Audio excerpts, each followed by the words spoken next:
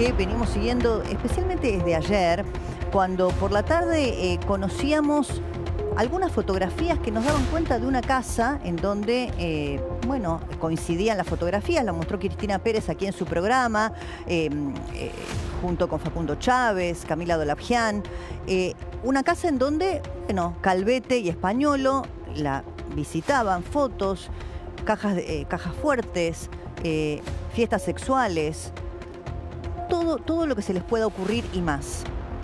Ahora vamos a contar quién vivía en esa casa, qué pasaba allí, cuál es el objeto de la investigación, porque los chats de los teléfonos celulares que estamos conociendo, muchos de ellos son de los 4 teléfonos celulares que se secuestraron en esta vivienda en el contexto de la causa judicial que lleva adelante el fiscal Franco Picardi y el doctor Casanello.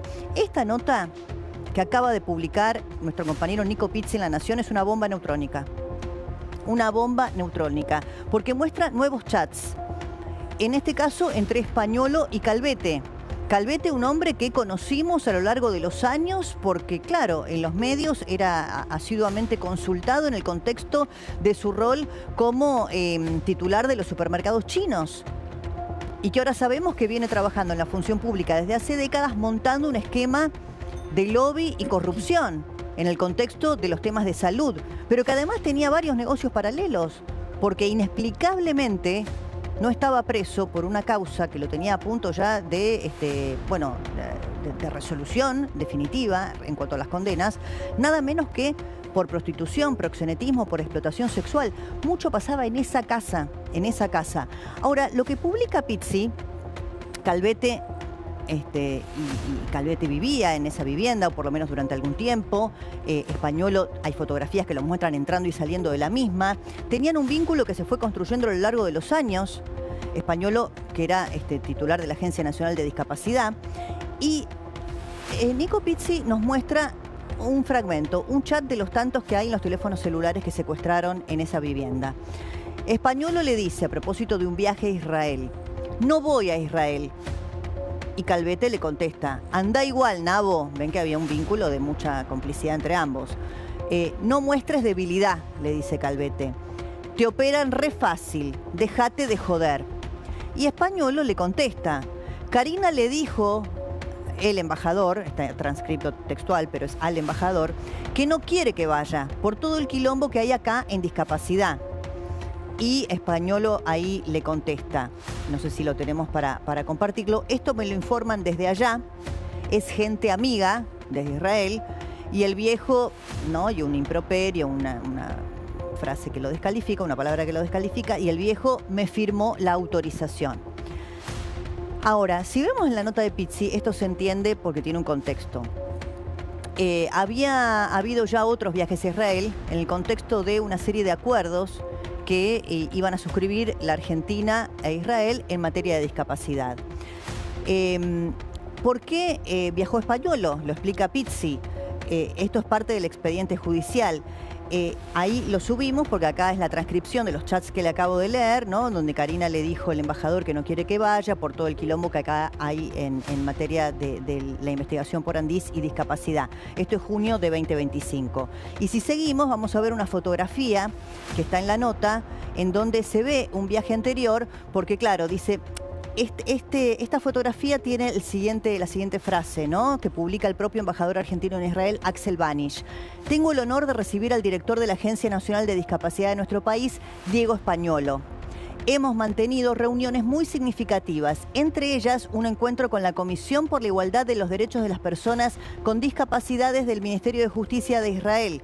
Exploramos posibilidades de cooperación bilateral para mejorar la calidad de vida de las personas con discapacidad y fortalecer sus derechos en ambos países. Ahí vemos la foto en donde está el embajador argentino en Israel, Axel Banish, está Españolo, y las personas a las que hace referencia en el posteo el embajador, ¿no? Gente del Ministerio de Interior de Israel, gente vinculada con el área de discapacidad, porque había convenios de cooperación a firmarse entre ambos países. En ese contexto ya había habido un viaje de Españolo, pero evidentemente algo pasó y Españolo le dice a Calvete, no voy a viajar porque Karina no quiere que viaje, se lo dijo el embajador. Ahí, si seguimos un poco, se explica más de esta situación. ¿Qué pasó? No viajó Españolo. Quien sí lo hizo fue Daniel Garbellini, el segundo de Españolo, que hoy también estaba en el contexto de declaración por la investigación que lleva adelante el fiscal Picardi. Garbellini efectivamente viaja y en ese momento el problema era que Españolo quería sí o sí viajar porque Milei estaba en Israel en el contexto de una visita bilateral. Garbellini, ¿con quién viajó? Dice Nico Pizzi. Lo acompañó Romina Núñez, subdirectora ejecutiva del Andis, y otros funcionarios de ese organismo y además algunos legisladores. Y el viaje terminó siendo noticia porque cuando Garbellini va a Israel empieza, bueno, la parte más conflictiva en el contexto de los bombardeos de Hamas a Israel y lo que pasaba en Gaza. Por lo tanto, tuvieron que desviarse a Dubái y no pudieron efectivamente llegar a Israel. Y luego, si vemos hacia el final de la nota de Pizzi, es muy significativa porque dice... el 12 de junio por la mañana, cuando todavía Españolo no le había confirmado a su confidente que lo habían bajado, Calvete le redacta un mensaje para que se lo mande al presidente. O sea, Calvete le sugiere la manera en que tenía que hablarle Españolo a Milei, diciéndole o poniéndole al tanto de que no podía viajar. Entonces le pone, entre comillas, la autorización es explícita, formal. Lo dijo Mario y le pregunta, o lo dijo Mario o Cecilia que vos no podías. Miren, acá evidentemente estamos hablando del contexto del Ministerio de Salud. Mario podría ser Mario Lugones, Cecilia podría ser su segunda, Cecilia Lozizano, que renunció, recientemente dejó el cargo. Escribile a Javier y comentáselo. Y le pone entre comillas, voy a viajar a Israel. Lástima que no te puedo cruzar allá. Voy a firmar XX, va fulano, Sultano, Lilian, y decile a Lilian que lo llame y que le diga... Ay, lástima que no venís, Marilo. Y el tema viático, sacalos de la caja chica. Léase aljibe. Acá aparece la casa, ¿no? Pues dice, yo necesito plata, necesito pesos para la caja, para el viaje. Caja chica, le dice, anda a buscarlo al aljibe. ¿Qué es eso? Si seguimos, ¿cuál es el aljibe? La casa que empezamos a ver ayer. Esta casa, en donde después vamos a compartir dos fotografías que Calvete le saca a Españolo y que no sabemos por qué las guarda y son ahora objeto también de la investigación, saliendo de la vivienda con una mochila, presuntamente con el dinero que fue a buscar, los 5 millones de pesos para el viaje frustrado a Israel. Esta casa, en este momento, es también una bomba de tiempo respecto de todo lo que surge de ahí. Este es Españolo en ese contexto, en donde iba a viajar, necesitaba plata, como dicen en el intercambio de chats, para la caja chica. Le dice, anda a buscarlo en el aljibe, esta es la casa. Él está llegando, reconocen que es, ¿no?, las veredas adoquinadas, el amarillo de los tinglados, las rejas negras, y va a buscar efectivamente el dinero. Evidentemente Calvete, por alguna razón, lo registró, lo firmó, le sacó las fotografías que constan en su teléfono para dejar algún registro o para tener alguna herramienta de negociación. En esta casa empiezan a aparecer un montón de elementos que ya les voy a contar. Hasta Meledu Rakauskas, la denunciante de Espinosa, vivió allí y cuenta lo que pasaba ahí adentro. ¿Por qué? Porque Calvete tiene una denuncia previa por la cual inexplicablemente, hoy consulté a varios juristas, nadie entiende cómo no estaba preso, por proxenetismo, por trata de personas, por prostitución, que ahora lo voy a contar bien, y mucho pasaba en esta casa. Para que ustedes lo entiendan, esta casa es como si habláramos, ¿se acuerdan de Spartacus? ¿Sí? ¿Por qué lo asocio con Spartacus? Con aquel centro en donde, ¿se acuerdan ustedes? Iba a Arvide, prostitución VIP.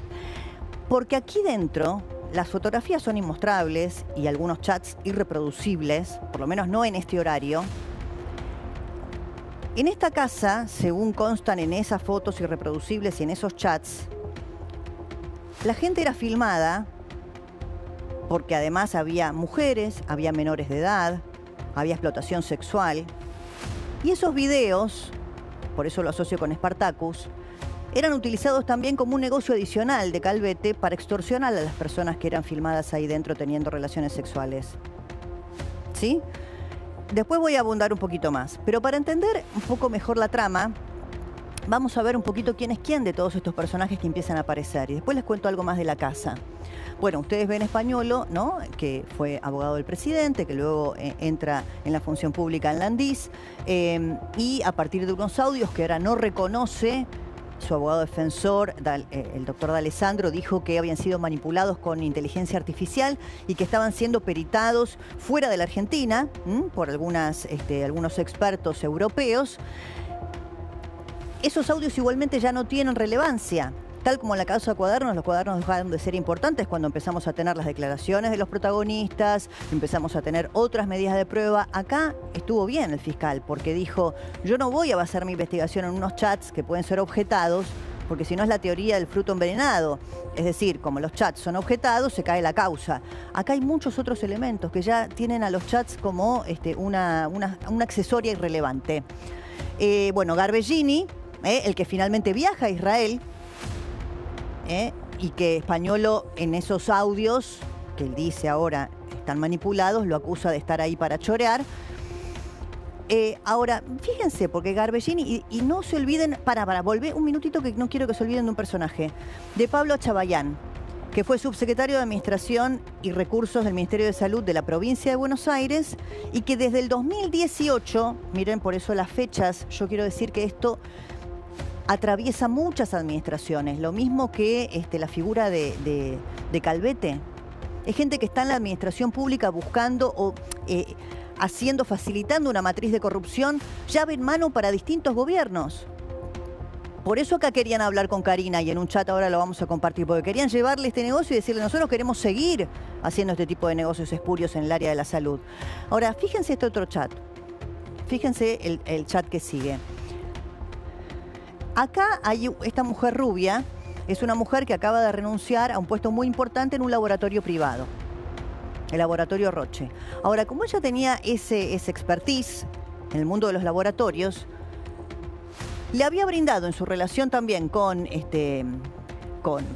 Garbellini claves de acceso al sistema público de salud para facilitar el esquema de coimas con distintos laboratorios que eran proveedores del sector público de la salud.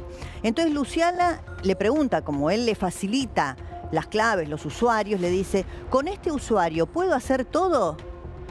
Y le contesta, me voy a poner a auditar a lo loco. Esto es agosto del 2024, esto es ahora. Por eso cuando esto se descubre, ella la echan del laboratorio. Pero la trama era para otros laboratorios en la estructura también del vínculo con la función pública. Ornella Calvete también tenemos que mirarla con mucho nivel de detalle y va a haber novedades en las próximas horas. Es la hija de Calvete, que además fue concejal de La Matanza. Ahora vamos a ver un poquito de dónde viene Calvete.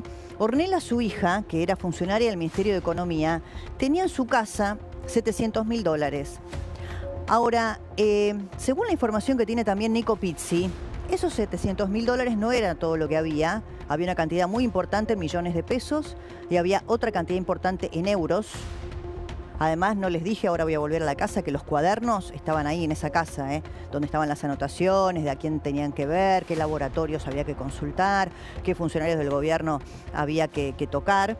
Este dinero estaba en la casa de la hija de Calvete, que en un chat también de intercambio con su padre le dice, bueno, que iban a venir a buscar la plata. Miren, primero le dice ella, te pido que a partir de ahora me trates como a una hija con discapacidad. Bueno, a esta gente no le importaba nada, ¿no? ¿Verdad? Porque estamos hablando en el medio de todo esto de la innumerable cantidad de negocios ilícitos que tenía Calvete. Uno estaba vinculado con la discapacidad y los medicamentos, nada menos. Cuando ustedes ven por qué los medicamentos salen tan caros en la Argentina, piensan en esta estructura de corrupción. El padre le dice, llámame. Orne le dice, escúchame, ¿en qué quedaron con Claudio? Y él le dice, llámame. Y después no sé si tenés el chat en el que se habla de los $700.000, se habla del dinero, de la mosca. Porque primero ellos tuvieron una falsa alarma. Es muy interesante las fechas, que ayer las vimos, porque Esta primera falsa alarma, cuando ella le cuenta al padre que estaba al caer la policía y le dice si tenían dinero blanco para poder justificar la plata que había ahí, ahí está. Ella le dice, esto es el 12 de septiembre, no se olviden la fecha. No se olviden la fecha. Ahora les digo por qué. 12 de septiembre. Ornella le dice al padre, ya se fueron, Calvete. Falsa alarma. Hacete la gila, le dice el padre. Miren el modo en el que hablan entre ellos, ¿no? Obvio, si eso soy. Indecom tiene cash blanco, una de las empresas que era de las que ellos eran titulares, ¿no? Digo que me lo prestó alguien, y él le dice todo en blanco, ¿no? El padre. Digo que me lo prestó alguien, olvídate, por si entran acá y me ven con mosca. Claro, tenía $700.000, millones de pesos y euros. Ahora, 12 de septiembre yo les mostré eso. ¿Cuándo finalmente se hace el allanamiento y le secuestran el dinero? 3 semanas después. En esas 3 semanas, si ella ya sabía que estaban por entrar y fue una falsa alarma, ¿no sacó el dinero de la casa para evitar en un segundo allanamiento, o si volvía a pasar, que ya no fuera una falsa alarma, sino que efectivamente los allanaran? ¿No sacó el dinero en esas 3 semanas? ¿O había mucho más y ese es el remanente que quedó, los $700.000? Ahora, para entenderlo mejor, Paz Rodríguez Nil, que también viene siguiendo el tema en La Nación, publica otros chats que son tanto o más reveladores que estos. En la nota de Paz, bueno, se ve un poquito la estructura de esta maniobra, ¿no? Entonces, esto es 24 de enero del 24, ¿sí? No hacía mucho que había habido un cambio de gobierno, había asumido el presidente Milei, entonces ellos estaban muy interesados, los que manejan hace años este negocio de corrupción en el área de la salud, muy interesados en saber quién iba a manejar la Agencia de Discapacidad, que era un órgano clave para estos que vienen robando desde hace años, no de ahora. Entonces le dicen, la agencia la va a manejar Diego Españolo, el abogado de Milei. Entonces ahí el interlocutor le contesta, hay que llegar a Karina Milei.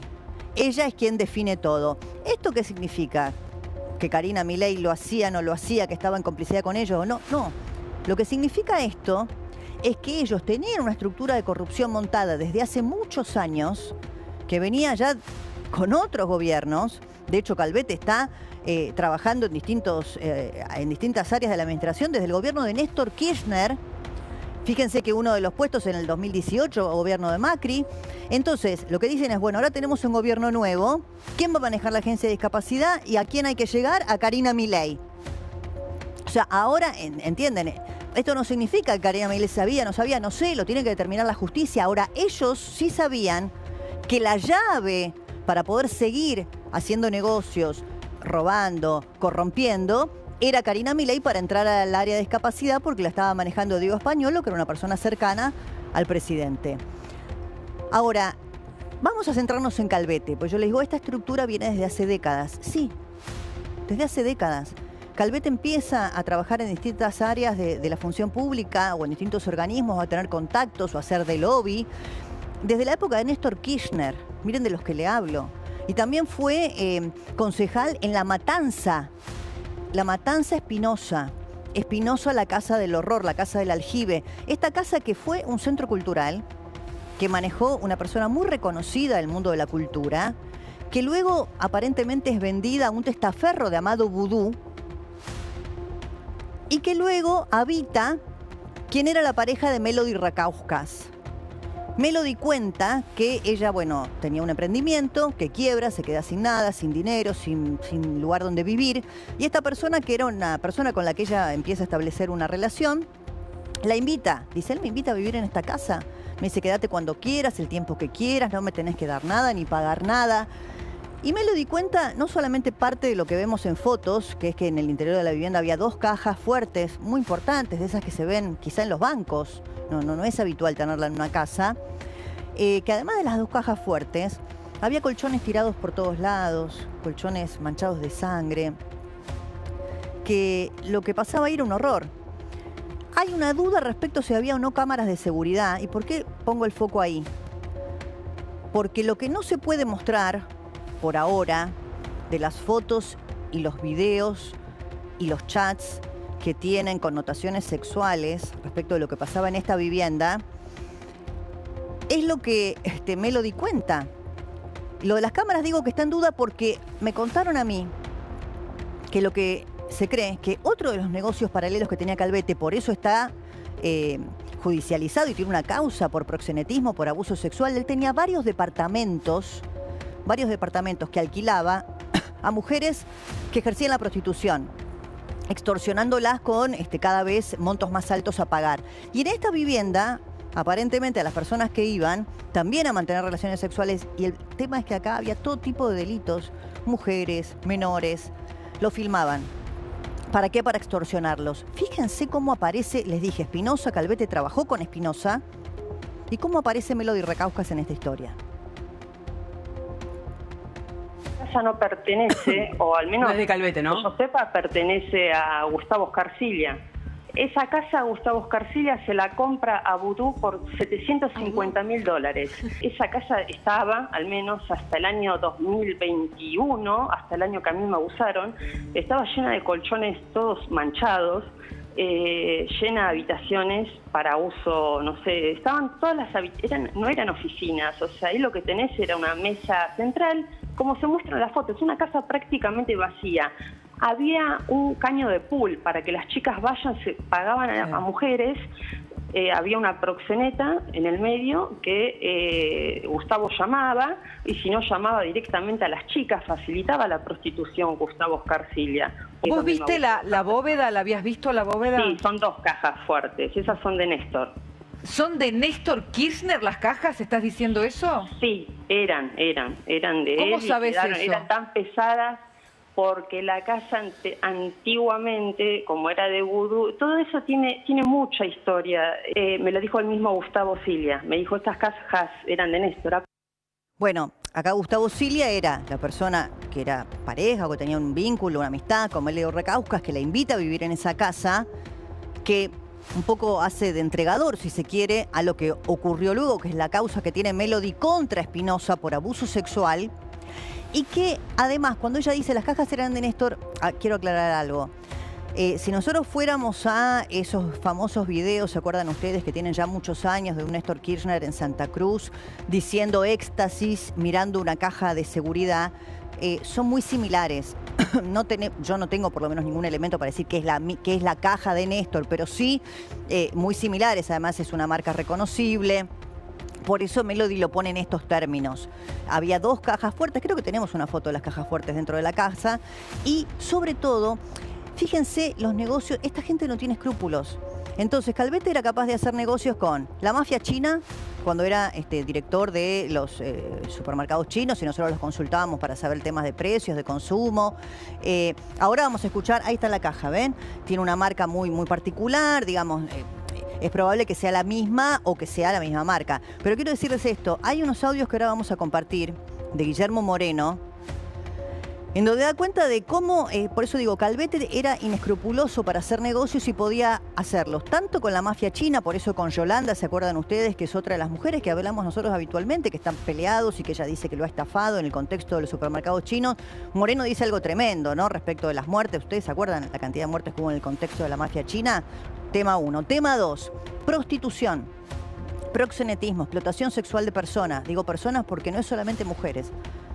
Y porque además habría involucramiento de menores. Eso es una causa judicial. Y además les quiero decir un último dato de Calvete antes de preguntarle a Jenny por la causa y por qué no estaba preso todavía. Calvete fue concejal de La Matanza. ¿Y en qué área, en qué comisión estaba o había pedido estar? En la Comisión de Salud, claro, para hacer otro negocio. Fíjense, negocio de prostitución, mafia china y negocios en el área de la salud. Jenny, contame un poquito más de esta causa y por qué yo no entiendo cómo no estaba preso. A ver, no estaba preso y sucedió hace muy poco tiempo atrás por la cantidad de apelaciones, idas y vueltas que se estaba dando. Recordemos que esto empezó en el año 2019, pero que en realidad esta causa, que no lo involucra solamente a Miguel Ángel Calvete, sino también a su hermano Alejandro Calvete y a un empleado del Consejo de la Magistratura justamente de la ciudad. Bueno, espera. Esos 3 estaban vinculados. Ahí ahora me contás de esta causa que es la de explotación sexual. Él fue, como les decía, presidente de la Federación de Supermercados y Autoservicios Chinos. Después vamos a escuchar los audios de Guillermo Moreno porque hasta lo involucra con otro desastre, porque vos te acordarás, Jenny, la cantidad de muertes que contamos en el contexto de la mafia china. Demasiadas. Demasiadas, muy dolorosas, porque estamos hablando de gente de trabajo, ¿no? Los que tienen supermercados chinos, que uno cuando va a hacer la compra ve que son familias enteras, que trabajan de sol a sol. Bueno, en el contexto de la mafia china, ahí lo pone Guillermo Moreno a Calvete. Declaró en el juicio oral por el atentado a la AMIA. Acá las conexiones de Calvete con los Carapintadas acusados del atentado a la AMIA. O sea, ustedes dirán, ¿qué? Sí, porque había habido un encuentro con Jorge Pacífico, que era un suboficial del ejército. Parte de la investigación irá por los nexos con los Carapintadas. A ver, seguimos. Yo les decía, concejal por nueva dirigencia, Cambiemos en La Matanza, 2015-2019. Por eso atraviesa todas las administraciones. Todas. Esto es periodo de Macri. Presidente del Instituto de Estudio de Consumo Masivo, y en 2019 fue condenado a 4 años de prisión por explotación sexual. Acá vamos, Jenny. Contame de esta causa. A ver, si podemos poner en las placas, básicamente tiene que ver con explotación económica. Ahí te lo voy a decir bien para que se entienda, ¿no? Esto es el Tribunal Criminal número 8, que recordemos, y te digo, fue en 2019, pero lo que hay que tener en cuenta es que tantas apelaciones llevaron a que recién este año quede detenido. 4 años de prisión. No solamente, repito, esto pues es importante, a Miguel Ángel Calvete, sino a su hermano Alejandro Calvete y a otro empleado del Consejo de la Magistratura. Explotación económica del ejercicio de la prostitución ajena. ¿Qué es lo que hacía? Y ahí lo vamos a mostrando con las placas. Básicamente, como vos bien señalabas, tenían departamentos. En esos departamentos buscaban a víctimas que eran totalmente vulnerables. Porque te dicen, no, en realidad no las obligaban, sino que básicamente hacían o lograban que ellas se empiecen a prostituir y les cobraban un alquiler. Alquiler que iba aumentando un 180% anual. ¿Por qué? Porque las tenían amenazadas. Ese era el trabajo que hacían. Esto fue entre el 26 de junio de 2015 y el 6 de diciembre de 2016. Los imputados conformaron una organización destinada, como te decía, a facilitar la prostitución de mujeres a quienes les asignaban estos departamentos. Son 3 los departamentos que se saben que tenían, pero ¿por qué? Porque te lo estoy diciendo en este rango, que es el que se investigó. Puede ser que anteriormente haya habido más departamentos, puede ser también, por eso mismo la investigación ahora está otra vez en el ojo de la tormenta, más allá de que se haya cerrado esta parte, porque están buscando a nuevas denunciantes para determinar si había más personas involucradas en esta situación. Pero fíjate lo que hacían. A través, esto es muy importante, ¿por qué? Porque la Fiscalía empezó a buscar información, luego que una denunciante se acercara a la Fiscalía correspondiente. Llegaron a lo más importante, lo que siempre se logra tener, escuchas telefónicas que hacían referencia a esta explotación sexual, al pago de dinero y al control que los imputados ejercían sobre estas mujeres. Todo gracias a los teléfonos, gracias a distintas escuchas. Y después lo que señalaba la Fiscalía es que actuaron como verdaderos organizadores de la actividad delictiva. Repito, en el rango de 1 año y medio.